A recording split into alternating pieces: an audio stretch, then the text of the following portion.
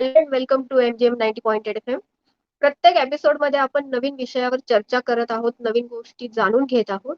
त्यासाठी नेहमीच आपल्यासोबत ॲडव्होकेट सुदर्शना जगदाळे मॅम असतात, ज्या की लाईफ स्किल ॲडव्होकेट आहेत आणि स्किल टू विन प्लॅटफॉर्म आणि वसुंधरा NGOच्या संस्थापिका आहेत.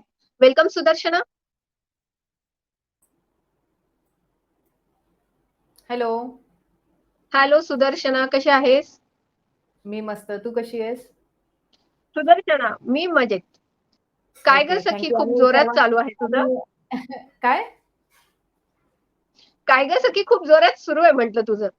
Thank you, thank you, thank you so much. आणि सुदर्शना, मी पण तुझा सेगमेंट बघते हा काय ग सखी. आणि त्याच्यामध्ये तू नेहमीच सांगत असते की जग बदलायला जाऊ नका, स्वतः बदला, जग ऑटोमॅटिक बदलेल. राईट? तर अगदी. ह्याच पद्धतीने तू नात्यांबद्दलच्या आपण काही टिप्स देते, नात्यांबद्दल सांगते आणि त्याच्यात तू आवर्जून सांगते की प्रत्येक नात्यामध्ये स्पेस द्या. तर आज आपण ह्याच विषयावर चर्चा करू की नात्यांमध्ये स्पेस देणं किती महत्वाचं आहे. येस. तर सगळ्यात पहिले आज मला सांग की जसं तू म्हणते की प्रत्येक रिलेशनशिप मध्ये पर्सनल स्पेस दिली पाहिजे. तर मग ते रिलेशन कोणत्या प्रकारचं असलं पाहिजे? म्हणजे तुला असं म्हणायचंय का नवरा बायको, सासू सून, आई आणि मुलगी, मित्र मैत्रिणी, मैत्रिणी मैत्रिणी, असे जेवढे पण रिलेशन्स आपण बनवतो, जे नाते असतात, तर त्या प्रत्येक नात्यामध्ये स्पेस ही दिली पाहिजेच का? येस. नक्कीच प्रत्येक नात्यामध्ये स्पेस ही गरजेची असते. जसं आपण म्हणतो वसुदैव कुटुंबकम जे आपण म्हणतो की आपल्या भारताची संस्कृती आहे आणि अशा देशामध्ये नातेसंबंधांना खूप महत्त्वाचं स्थान दिलेलं आहे आणि हा एक जिव्हाळ्याचा विषय आहे आपल्यासाठी. आणि सर्वात पहिले तर मी सांगेल आपल्या माइंडसाठी, आपल्या मनासाठी नातेसंबंध हे टॉनिकचं काम करतात. आणि असे नातेसंबंध जपत असताना म्हणजे आजकाल खूप स्ट्रगल करावं लागतं प्रत्येकाला नातेसंबंध जपण्यासाठी. तर अशा वेळेस नातेसंबंध कसे जपावेत आणि स्पेस दिल्यामुळं कसे नातेसंबंध डेव्हलप होतील हे लोकांना कळलं पाहिजे आणि त्यामुळे स्पेस देणं गरजेचं आहे. कारण आपण म्हणतो हेल्दी रिलेशनशिपसाठी ना स्पेस देणं फार गरजेचं आहे. ओके. आता येस. सगळ्यात महत्वाचा प्रश्न म्हणजे स्पेस म्हणजे नक्की काय केलं पाहिजे? येस. स्पेस म्हणजे एकमेकांना सुसह्य दिलेली मोकळीक म्हणता येईल याला. स्पेस म्हणजे असं नाही की खूपच एकमेकांना वाऱ्यावर सोडून देणं असा प्रकार नाहीये. प्रत्येक रिलेशनशिपमध्ये ना मायक्रो स्पेस ज्याला आपण म्हणतो, मायक्रो स्पेस म्हणजे अशी न दिसणारी स्पेस जी असते. कारण जेव्हा आपण रोज जगत असतो, आपण एकमेकांचे रिलेशन सांभाळत असतो. तर तेव्हा काय होतं की ते नातेसंबंध जपत असताना ना खूपदा प्रॉब्लेम येतो किंवा जसं आपण म्हणतो की एकमेकांना समजून घेणं, एकमेकांचा आदर करणं, एकमेकांना रिस्पेक्ट देणं ह्या ज्या गोष्टी आहेत किंवा मैत्रीपूर्ण संबंध जपणं. तर हे जसं आपण जपतो तसंच नात्यामध्ये वेळ आणि स्पेस देणं पण गरजेचं आहे. आणि ही जी स्पेस असते ही फिजिकली आणि इमोशनली दोन्ही पण असते. जसं एखाद्या व्यक्तीला हे तर सॉरी जरा नेटवर्क इश्यू होता. तर त्याच्यामध्ये हं. जे आहे आपण म्हणतो की स्पेस फिजिकल आणि इमोशनलची स्पेस आपल्याला द्यायची आहे. तर ही स्पेस कसं असतं, एखाद्या वेळेस आपलं लाईफ पार्टनर असेल किंवा सासू-सासरे कुणीही असो, मित्र-मैत्रिणींमध्ये असं खूपदा होतं, तू अनुभवलं पण असशील, की बोलायची इच्छा नसते. खूपदा काय कधीतरी मूड मूड ऑफ असतो किंवा स्ट्रेस असतो काहीतरी. कधी-कधी तुला असं जाणवलंय का, की एखाद्या दिवशी कुणाशीच बोलायची इच्छा होत नाही? असं तू एक्सपिरियन्स केलंयस का कधी? हां, जर तू बऱ्याचदा असं वाटतं की नाही यार, आता कुणाशीच नाही बोलायचं, मला थोड्या वेळ शांत बसू द्या. Yes, yes. असं होतं खूपदा. मग त्यावेळेस काय केलं पाहिजे? तुझी मैत्रीण असेल, मित्र असेल, घरातले आई-वडील असतील, तर त्यांनी काय ती थोडी तुला स्पेस दिली पाहिजे. तर ही स्पेस जेव्हा देतो आपण, तर तो स्पेसचा जो काळ असतो ना, की त्यावेळेस आपलं ते ॲक्चुअलमध्ये आत्मपरीक्षण असतं. म्हणजे जर मला कधी बोलायचा मूड नसेल किंवा मला बोलण्याची इच्छा नसेल, माझा मूड खराब असेल आणि मग अशा वेळेस आपण समोरच्या व्यक्तीने जर आपल्याला सारखं-सारखं विचारलं, "काय झालंय? काय झालंय?" तर आपली जी रिएक्शन असते कदाचित त्यावेळेला खूप वेगळी असू शकते. म्हणून त्यावेळेला प्रत्येक व्यक्तीने एकमेकांना ती स्पेस द्यायला पाहिजे आणि स्पेस दिल्यामुळं ना हेल्दी रिलेशनशिप बिल्टअप व्हायला खूप मदत होईल असं मला वाटतं.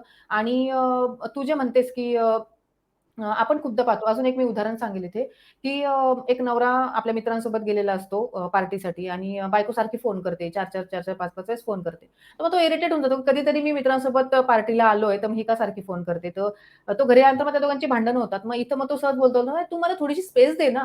मग याचा अर्थ होतो थोडा स्पेस देणं. आणि असंच उलटं होतं, की ही एक दिवस मैत्रिणीशी चॅट करत असते आणि मग नवरा मध्ये देतो, "काय तू मोबाईल बाजूला ठेवून दे, काय मी आहे आणि तू मैत्रिणीशी चॅट करते." तर मग तिची पण रिएक्शन अशी होती, की "काय थोडा तर स्पेस दे ना मला, की मी माझ्या मैत्रिणीशी कधीतरी बोलते. थोडा वेळ थांब 5-10 मिनिटं मी हे करते."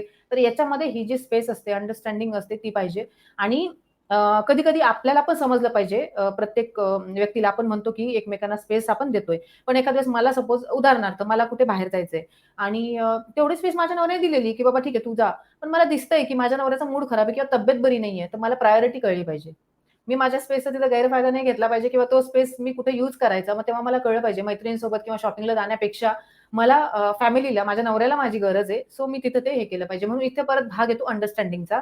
सो यालाच म्हणतात एकमेकांमध्ये स्पेस देणं आणि ती अंडरस्टँड करणं म्हणजे बॅलन्स करणं.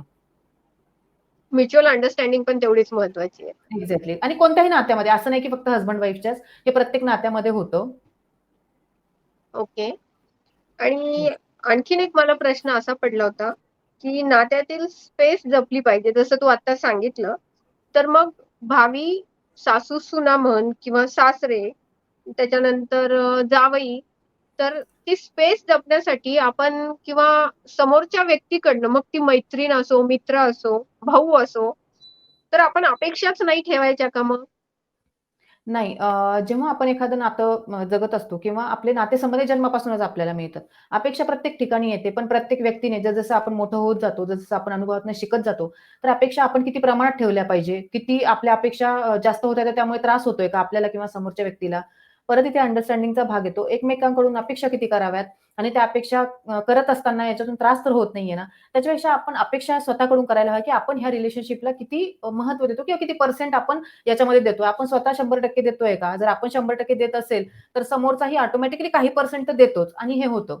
हां, काही ठिकाणी जे आपण म्हणतो, की जिथं सायकॉलॉजिकली प्रॉब्लेम असतो काही लोकांचा, तिथं आपण काहीच करू शकत नाही. तो भाग वेगळा राहिला. तो कधीतरी आपण तो विषयही घेऊ, की सायकॉलॉजी आणि नॉर्मल वागणं आणि रिलेशनशिपमध्ये तो एक खूप मोठा सब्जेक्ट आहे. त्याच्यावर आपण नक्कीच चर्चा करू एक दिवस. तर हे जे आहे, जसं की एक उदाहरण सांगते मी तुला. तू ती सीरियल बघितली आहेस का, ससुराल गेंदा फूल सुहानाची? खूप हो, पूर्वी ती बघितली. सीरियल आलेली होती.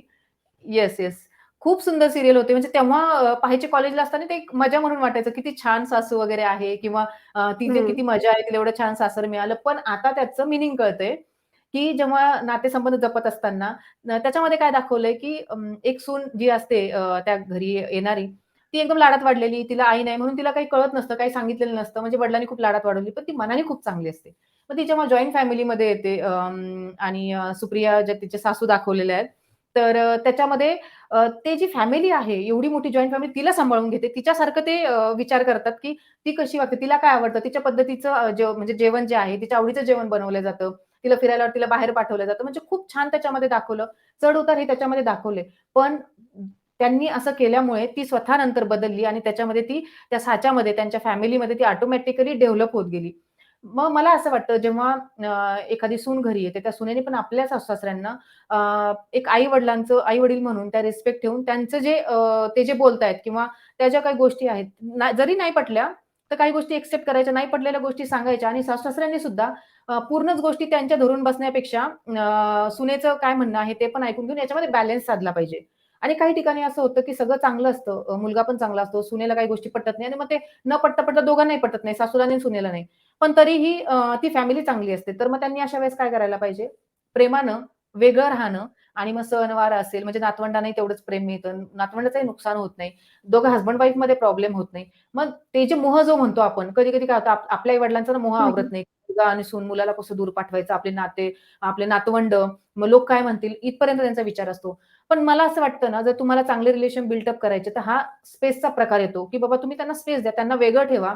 वेगळं राहू द्या. काही दिवसानंतर, काही महिन्यानंतर कदाचित त्यांना रिअलाईज होईल, की घरात सासू-सासरे असणं किती गरजेचं आहे किंवा त्यांची कमी महसूस होते आपल्या मुलांसाठी. त्यांना रिअलाईज झाले, तर वापस येतील. तेव्हा ती एक्सेप्टन्सची पण तयारी हवी, की वापस पण त्यांनी आले तर आपण घेतलं पाहिजे. आणि दूर राहून नातेसंबंध आपण म्हणतो ना नेहमी दुरून डोंगर साजरी ही म्हण का तेव्हापासून लावली, की काही-काही नात्यांमध्ये ही ती लागू पडते. दूर राहून ते प्रेमाचे संबंध जपले जातात आणि मग एकमेकांना तुम्ही तेवढं प्रेमही आणि हवेविषयी वाटतात. तर त्याच्यामुळे इथं जो तो विषय तू बोललीस ना, की अपेक्षा ठेवलीच नाही पाहिजे का? किंवा मग कसं केलं पाहिजे? तर हा प्रकार तिथे येतो. हा येतो स्पेसचा प्रकार आणि हेल्दी रिलेशनशिपसाठी हे फार महत्वाचं आहे. मग आणि एक म्हणजे इथं अजून एक पॉइंट सांगते, की जेव्हा आपण म्हणजे मुलाला किंवा सुनेला वेगळं करतो किंवा वेगळं राहायची त्यांची इच्छा असते किंवा वेगळं राहिलं, तर त्यांना त्यांचं आपण म्हणतो ना, की पाण्यात पडल्याशिवाय ते पोहू शकत नाही. तर त्यांना पोहता पाण्यात नाही येत. पडू द्या. एक्झॅक्टली. म्हणजे त्यांना आयुष्य कसं जगायचं, कसे चढ-उतार येतात, किराणा सामान भरताना किती अडचण येतात, घरात काम सगळं एकटीला करावं लागतं, जेव्हा सासू थोडीफार का होईना किंवा मुलांकडे लक्ष देणारी असेल, सासू भलेही काम करणारी नसेल, तर हे त्यांचे रिअलायझेशन प्रत्येकाचे वेगवेगळे असतात आणि नाही जरी झाले तर दूर संबंध तरी चांगले राहतील. तर हा विचार प्रत्येकाने केला पाहिजे आणि नातेसंबंधामध्ये स्पेस ही जपली पाहिजे आणि तसंच हेल्दी रिलेशनशिपसाठी फार गरजेचं आहे. म्हणजे माझ्या आईला पण सांगत असते खूपदा, की बाबा म्हणजे प्रत्येकाला वाटतं सासवांना किंवा आईला आपल्या पद्धतीने झालं पाहिजे व्यवस्थित, हे केलं पाहिजे. पण मला असं वाटतं प्रत्येक मुलीच्या आईने मुलीला सासरी जाताना सांगितलं पाहिजे, इकडचं सगळं सोडून दे. तुला आयुष्य तिकडं निभवायचंय. तुला तिथं आयुष्यभर जगायचंय. तर तू त्या पद्धतीने स्वतःला डेव्हलप कर आणि आपल्या आईनी किंवा सासूनी जे आहे, तर ते हा विचार केला पाहिजे. आपल्या मुलालाही सांगितलं पाहिजे. येणारी जी सून आहे ना, घरातल्यांना सर्वांना सांगितलं पाहिजे, सासूने. कारण घरात ते म्हणतात ना, की बाईचं खूप चालतं प्रत्येक आणि जे काही घरातलं तीच सांभाळत असते. तिने म्हटलं पाहिजे, की आपली येणारी घरातली सून आहे ना, तिला आपण सांभाळून घ्यायचं. आणि नाही येत तिला तर आपण तिला शिकवायचं. जसं मला तर माझ्या आईचं कौतुक खरंच वाटतं. सुनेला जे येत नव्हतं तिने व्यवस्थित शिकवलं आणि माझ्या वहिनीचंही कौतुक वाटतं, की तिने शिकून घेतलं सगळं. सो ह्या गोष्टी आपण ना बॅलन्स केल्या पाहिजे. याच्यासाठी घरामध्ये चर्चा झाली पाहिजे. एकमेकांशी बसून बोललं पाहिजे. विनाकारण न भांडता विदाऊट म्हणजे एकमेकांना जज न करता ते अंडरस्टँड करून घेतलं पाहिजे, असं मला वाटतं. त्यामुळे जे वसुदैव कुटुंबकम आपण जे म्हणतो ते खरंच सार्थ होईल, असं मला वाटतं.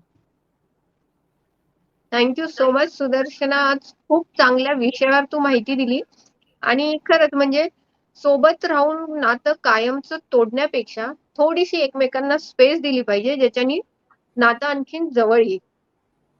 Exactly. Thank so much. Yes, yes, yes. आणि तुम्हा सर्वांना हा एपिसोड कसा वाटला? आणि हा मला सगळ्यात म्हणजे आता शेवटी मी सांगते, हा प्रश्न माझ्या एका मैत्रिणी मला पाठवला होता. तिच्या घरामध्ये थोडंसं होतं असं, की कसं केलं पाहिजे? माझ्या आई आणि भावाचं, सुनेचं असं चालू आहे. पण आता सगळं व्यवस्थित म्हणजे होतंय, रुळावरती येतंय. काही टिप्स मी दिल्या, काही गोष्टी सांगितल्या, की तुझ्या आईला समजावून सांग. कारण काय होतं ना, इथे आई-वडिलांचे मोह जे असतात, मला असं वाटतं एक पर्टिक्युलर टप्प्यावर आल्यानंतर आई-वडिलांनी स्वतःसाठी जगावं, जे आयुष्यभर सगळ्यांसाठी जगलेले असतात. फिरावं, सगळं तुम्हाला म्हणजे सगळं सेटल असताना उगीच आपण अपेक्षा करत स्वतःला त्रास होतो. मस्त आयुष्य जगावं, जे ते तेव्हा करू शकले नाही, ते आता त्यांनी करावं असं वाटतं आणि सर्वांनीच आनंदाने जगावं आणि येस, तुम्हाला जर असं काही विषय असतील तुमच्याकडे, तर नक्की सांगा आणि हा आजचा विषय घेऊन खूप छान वाटलं. स्वतः आपल्या फॅमिलीबद्दल आत्मपरीक्षण करता आलं मला आणि अश्विनीची चर्चा करताना खूप छान वाटलं आणि येस, तुम्हाला आम्ही नक्कीच अजून त्यातनं काही इन्साईट्स देऊ, चर्चा करू, ज्यातनं तुम्हाला सर्वांना आणि तुमच्यासारखेच प्रश्न ज्यांचे असतील मनामध्ये त्यांनाही फायदा होईल. डिस्क्रिप्शन बॉक्समध्ये आम्ही लिंक देऊ. Instagramची लिंक आहे, Facebookची लिंक आहे, रेडिओ 90.8 ची पण लिंक आहे. तुम्ही त्यावरही कॉन्टॅक्ट करू शकता आणि तुमचे प्रश्न आम्हाला देऊ शकता. Thank so much. Thank so much Sudarshan.